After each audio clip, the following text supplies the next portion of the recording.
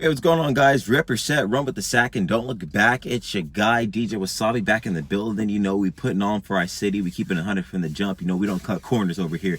You know, I don't even cut the crust off my... Excuse me, a little bit under the weather. But like I said, I don't even cut the crust off my sandwiches in the morning. So, let's keep it going. Real talk. So, let's break it down. So, a lot of people here, they want to get a better understanding of East Asian culture, East and Southeast Asian culture. All right, so let's break it down. I'll break it down for you, right? So bet, boom. Oh, boom shakalaka, like Marshawn Lynch coming through at the finish line, right? In the end zone. Here comes the boom. Just runs through it. So check this out. Yo. So with regards to East and Southeast Asian culture, so what do I refer to that? So what am I referring to? Excuse me. Okay, so in Manchuria, right? We have China, Korea, Japan. That's East Asian. And Southeast, what do we have? Let's see, let me check a map real quick. Well, of course, I can see it. Yeah, the Philippines, okay, I'm sure. Pacific Islanders, as they say, but definitely, yeah, they're Asian. Why not? We have Vietnam, yeah, definitely. And what else is here? Yeah, Laos. But for now, the hot spots with regards to East Asia and Southeast Asia are Japan, Korea, China, Taiwan, and Vietnam. Yeah, and sometimes, and seldomly, Philippines. You know, the more Philippines come to the U.S. than if anything, or even Western countries like Australia or even England, right? So with that being said, check it out. Boom. So with regards to these countries, because some people have a misunderstanding with regards to, okay, how do we interact with people from East Asia or just Southeast Asia? And here's the thing, right? Here's what you have to understand. Social constructs, right? For example, right? Here's a school, right? You know this place is a school. You see it in Google, right? I'm just giving you this example so that you can get a better understanding, so that when you interact with people from East Asia and Southeast Asia, like, hey, for example, that's how I felt sometimes interacting with some people from East and Southeast Asia, like just that province, you know, excuse me, that corner of the world in general. Like, okay, all right, so I'm gonna have to approach with a different technique. It's not that you're not moral or ethical sometimes, it's that you have to use a different technique with how you approach these people, or just how you speak to them in general. With that being said, to digress, right, to really hit the nail on my head to my contention, check this out, boom. So when you talk to people from these countries, from these countries, what you have to mind is that, okay, well, if they're first generation and they're, if anything, let's say past the age of 30, and they come from their nation to like these Western world countries like Canada, America, England, you could say Ireland, why not? The Wales, sure, Australia. And they come to these countries.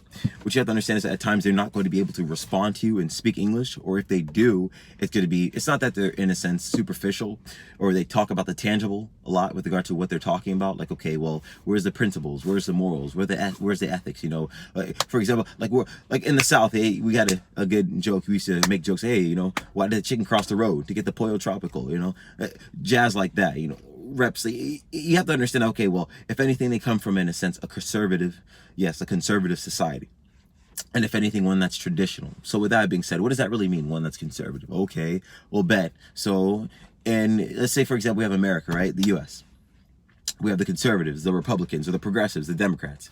With regards to the conservatives can sometimes become too myopic, not necessarily narrow-minded, but okay, they harp upon these principles too much, that okay, well, now you understand these rudimentary principles. We don't be rude, and we work together cohesively with our coworkers, aka the Democrats, or just the public in general, and we agree to disagree. And whether we agree to disagree, that's what allows us to keep going, right? And if we don't agree to disagree, we just stop and we're stagnant. Now we have to find out what is it that's keeping us from moving forward. Now with the progressives, sometimes they move in a sense, I wouldn't say necessarily too fast. Now, and again, some people are like, okay, this is interesting. Why is he delineating over politics? So you have to understand the bigger picture, right? Because why are these nations even formed, right? Why do people believe in this doctrine of communism over here in East and Southeast Asia? Or why do people in America see the republic as the democracy, right? Why do people see these titles and adhere to these doctrines? Like, what is it specifically? Is it not dogma? As we see in the news, it's not perfect in this nation, and it's not perfect over here. So someone has to be compromising their integrity along the way. Someone has to be going back on their moral code somehow. You know, someone's not following social mores, says hello. But what you have to see with the secular cut dry truth is that, okay, boom, all right, yes, this person can be from this nation, because we're talking about East Asian culture and Southeast Asian culture. Yes, this person can be from this nation, but what you have to understand is that, okay, well, if they're conservative, right, yeah, we can, okay, as far as I can see how they're acting and what they're saying, yes, they're conservative. They're not really, not necessarily recluse, but how they are amicable in a sense. They do it in a different set, and how they associate with different people in a sense. They could be ethnocentric, and I'm going to keep it right there. That's the word of the day, ethnocentric, right? So this is what you have to understand about East and Southeast Asian culture, right? I'm not necessarily talking about the Middle East, the Near East, okay, not from Kyrgyzstan up to, you know, Nope, we're not talking about that, right? What we're talking about specifically is East and Southeast Asian culture. I want you to get this, because a lot of people go over there to those countries and they just are out of the loop, and they just don't understand what's the next step to take, what to do over in these countries. And what you have to understand is that, okay, well, how do I bring down the barriers, these social constructs? And exactly, that's what it is. There are social constructs. And what you have to understand, like I was talking about earlier, that school, right? For example, this school, this is a building, right? And it's built, this institution. Now, what happens at that school? Okay, people from all walks of life come there to learn, right? And what do they learn? Let's say, for example, it's a foreign language school, right? They go there to learn English. So they come from all walks of life. Some are from Europe, some are from Asia, like East and Southeast Asia. Some are from Africa. Some people are from South America, and they go there to learn English, right? So they go there to learn English. So who is there specifically, right? People from all walks of life, if anything, ages from 18 and up, 18 to like say 25, or if anything, there's teachers, right, who are older, and in their they're in their latter years, they're actually paying off loans so they can get the title for their vehicles. They're paying off mortgages so they can get the deed to their house, because they're actually trying to build and have ownership with regards to not only their assets, but trying to better their lives in general. So how do we know that though? Because not only is there the internet, like YouTube, how I'm talking to you right now, or not only is there like, okay, a book, and we see what people do with their lives just in general, like how they've actually grown up with regards to history, and how they've accumulated not only time, energy, and resources for themselves, but how they allocate it and what they just do in general, how we talk to people and how we interact with people and what we say, how we exchange viewpoints and ideas. And that's the general social mores. That's what it is. And some social mores that are ingrained in the moral fiber of America, it's like opening the door, using inside voices, speaking the language. But with regards to the social contract specifically, like for example, if you're talking to your guy on concrete next to the quick stop, okay, where's the social constructs really? Like you're chopping it up, you're chatting. Okay, the quick stop, what's in there? Like maybe someone from the Middle East, who knows? He's just selling a store, and adjacent probably there's a liquor store, who knows, right? You stop at the quick stop real quick, definitely. There's no H&R Block on the block, but we can put one there.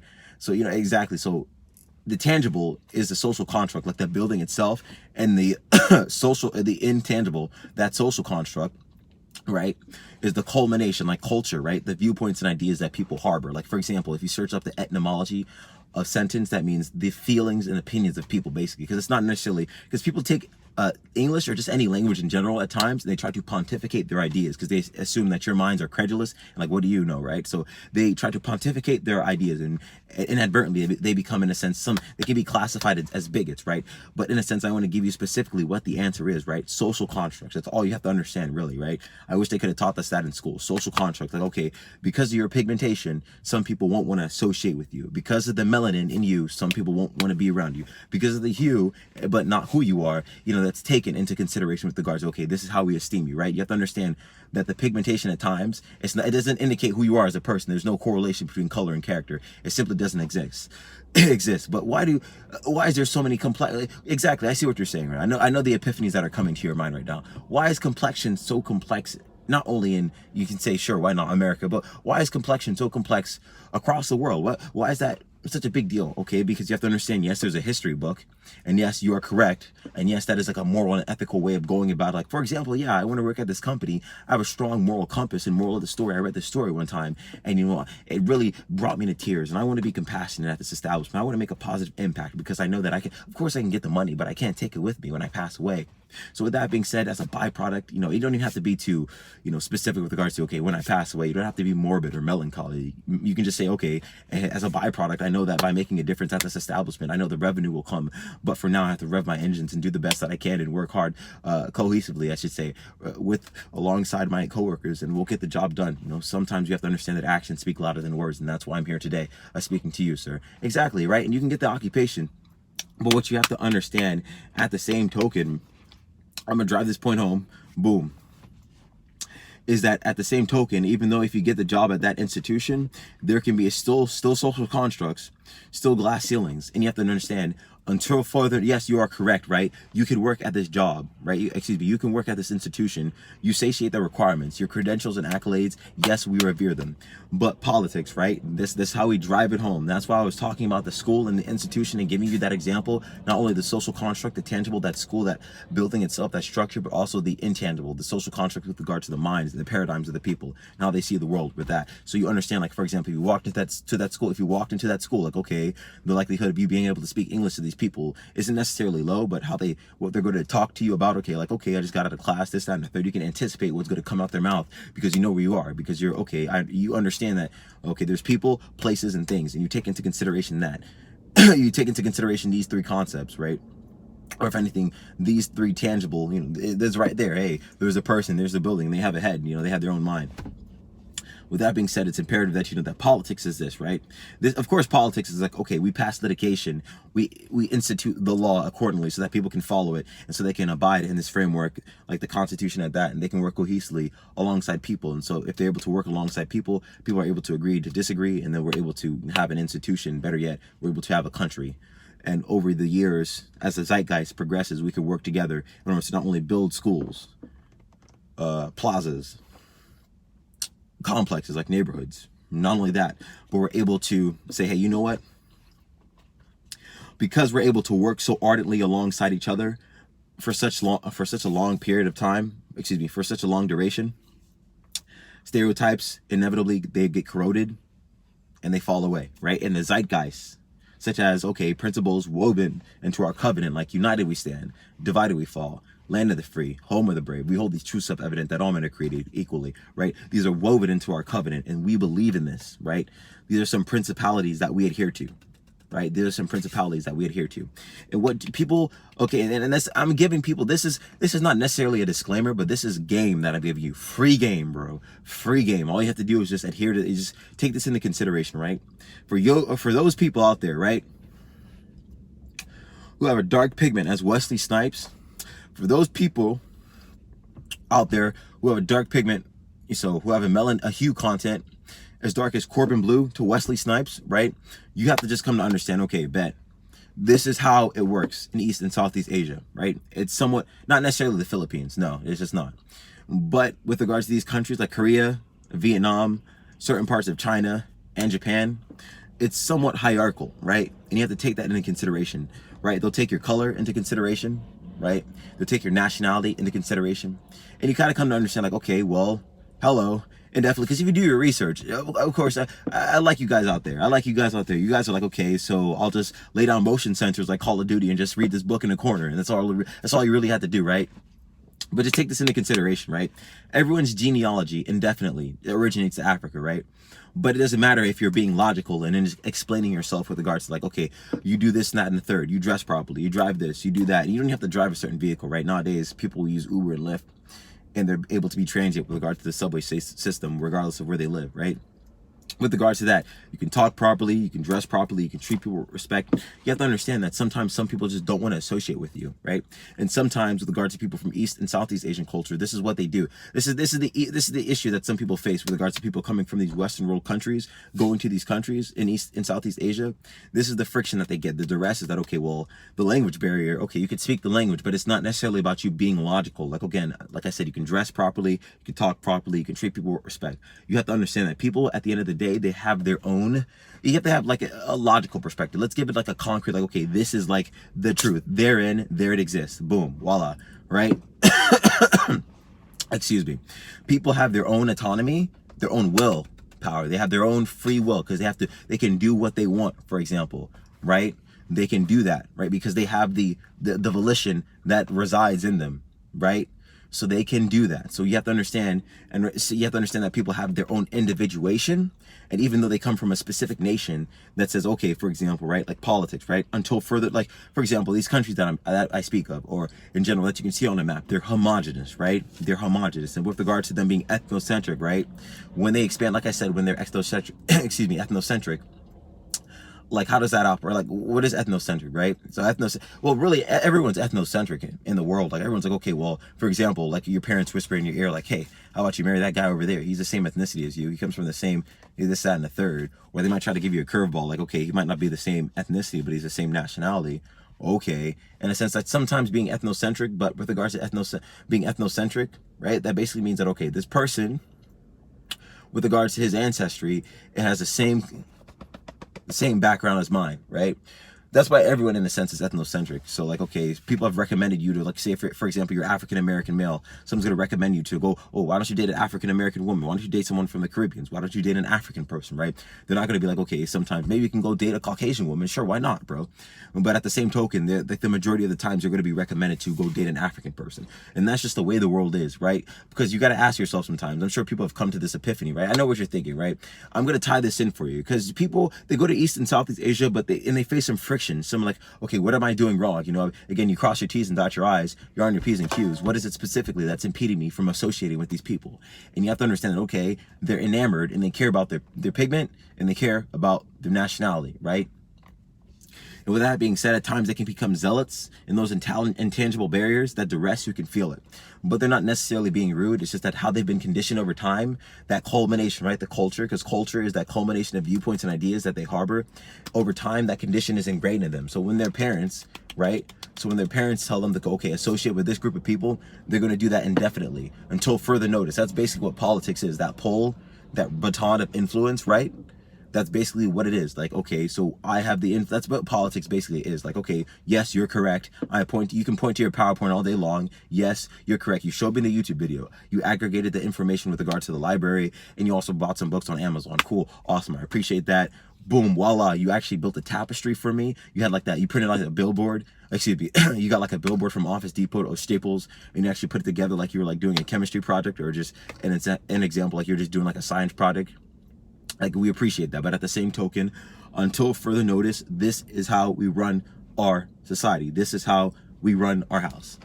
And that's what people have to understand, not only in East and Southeast Asian culture, but just in general. That's how it is in America. That's how it is regardless of what nation you go to, right? But with regards to East and Southeast Asian cultures, you have to understand that the people there, the majority of the nations that they reside in, are homogenous. And what does homogenous means? What does homogenous mean? Homogenous basically means that the majority of the people that reside in that nation, they have the same ethnic background, right? So with regards to people being ethnocentric, they expand off from family, friends, acquaintances, colleagues, and close coworkers alike, right? And they're going to be able, well, hey, since people care about, nowadays, people care about color and money, right? Skin color and money. But what you have to understand with regard to them being ethnocentric, when they expand out, those are the people who are going to be in their immediate social circle. And they're going to be there for a very long time, right? So sometimes people from these countries, they come over to, like I said, these Western countries, and sometimes it's both ends of the stick that have the, in a sense, a wrong expectation. Because the people in these Western worlds, they want the other party to speak English, and they can't speak English, but they want them to be something that they're not. Okay, you can't ask this person to do this and that, the third. You can't make this person, like, you know, wiggle around and, you know, do a backflip. You know, sometimes people from these Western world countries, they see people from East and Southeast Asian culture, and they ask themselves, okay, what's going on? You know, I walk into the supermarket, I walk into the grocery store. What is it that's, you know, they seem kind of rigid. In a sense, nothing wrong with their character or how even they look. They look gorgeous, right? Male and female, voila, hey. But what is it with regards to their disposition? It seems like they're stuck in something, like a paradigm like shift, like they're in the twilight zone, like, you know, it's like black and white for them. There's no, okay, well, this is the reason why this actually is, you know. They're specific in a sense of, okay, they're indefinitely analytical, but with regards to, like, okay, stopping here and actually understanding our viewpoint and actually taking that into consideration, then shifting their dynamic of how they approach something. It seems like they don't, it's not they don't hear, it's not that they don't listen, but there's something that's impeding them from caring, right? And that's their conditioning, right? That's how they've been brought up, that's how they've been raised. And you have to understand that, okay, until further notice, until there's someone with authority who can actually, like, agree with them, who they actually see eye to eye with, then they're not going to change. That's why sometimes foreigners have to understand that, okay, well, you guys going over there, the likelihood, like, for example, right, Japan. Yes, you have people from African countries, just African Americans, or people who are Caucasian from Europe, or just or just Western world countries like Canada and America, who go to these countries like Japan, Korea. But what you have to understand is, check it out, boom. The last thing on this planet, regardless of how regardless of how logical you can be, no matter how many concrete solutions you can have with regards to, okay, changing this, that, and the third, that's that person's life, though, right? For example, you see a person in politics, right? Okay, Henry Kissinger, right? I was about to say Rupert Murdoch. Who's that guy? Who's that? Not Rupert Murdoch. Oh, sure, why not? Let's throw him in there. Newt Gingrich. You see these people, you can't, the last thing on this planet that you think you can do, the last thing that you can ever do, like if you even try to do it, that's the main issue, right? You can lead a horse to water, but you can't make it drink, right? You can open the door for someone, but you can't make them walk through, right? They're like, oh no, I'm going adjacent to the store over here. Okay, well, at least you were a good Samaritan. The last thing, excuse me, that you can do on this planet is try to change someone. Do not try to change someone. You see people going, Obama, change. That was a slogan, right? Okay, how about you look at the change in their pocket and go down to the pulpit, right? You can take your change and go get another Four Loko, but say something to yourself. You know what? No, I'm not going to go local like YG. I'm going to do something productive with my life and put that change in the usher and listen to that verse from the pulpit. Listen to the preacher preach and give you some sound doctrine for your noggin and lace you up with some game so that, okay, you know what? When I go overseas, because I'm just spitting mad game from the dome for you guys. I want you guys to be on point, you guys and gals, you know. Hey, you got up in a tight up skirt. You know, I see you guys dressing, you know. You're on point. You know what I'm saying? But what you have to understand that at the end of the day, it's not about being perfect sometimes. It's not about being right. It's about being there, right? And at times, they're not the Korean people, the Japanese, the Chinese, the Vietnamese, the Cambodians, the people from Laos, Philippines. They're not looking for someone to be right all the time and just open their mouth continuously. They want someone to be there in their life, right? They're not looking for an archetype, right? They're not an archetype foreigner. They're not looking for a Christ figure. No, the days of prophets are over. They're looking for someone who's just a righteous human being that they can be amicable with, have a sufficient dialogue and exchange viewpoints and ideas, and just, you know, work together cohesively. Work together cohesively with someone that they can just get along with, right? That's at the end of the day, that's all they're looking for with regards to someone who goes over there as a foreigner and just a productive member of society, just a sufficient civilian, a civilian that's okay, a civilian that's going to say, hey, you know what? Okay, yeah, I can teach English at the side, but at the same token, I can be productive in society and give back. I can work at a charity. I can start a soup kitchen. I can do something for society and give back, you know. Okay, for example, like, you know, no matter where you go in the world, you still want to get some Wingstop and get a haircut. You know, you still rep your set. You keep it 100 from the jump. You see, that's what we call being authentic. That's what we call, like, okay, we're not changing. Like, we understand if someone tells us something, right, with regards to where we're trying to go in life, we're going to adhere to that. We're going to take that into consideration. We don't have to necessarily follow it to the T, but okay, like if anything were to come up and I was already informed about this particular, not necessarily impediment, but this right here, this concept right here, therein that transpired, that's what I'm facing in front of me. At least I now know. At least I can say, oh, and then I wasn't told. Like a parent saying, okay, well, I told you this is what's going to happen. These are the ramifications. These are the repercussions. These are the consequences of your actions. You can either do this or you can do that, right? At least we told you now so that you know, so that if anything were to happen to moi, you now know that you can do this. And no matter what adversity or affliction you face in your life, you can overcome it, right? Similar to people going overseas, right? Like regardless of you being right or wrong, people just want you to be there in their lives, right? Because it's a homogenous society. You have to understand they're human beings too. They're Homo sapiens, right?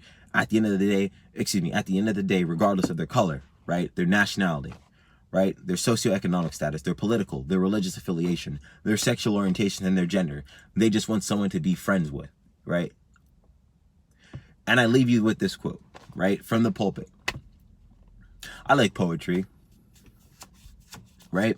And when you look in the eyes of some of your friends or people, acquaintances, friends that you have overseas in East and Southeast Asia, I just want you to take this into consideration, right? I'm not necessarily ranting, but I'm giving you a moral, I'm just helping you to build your moral compass, right?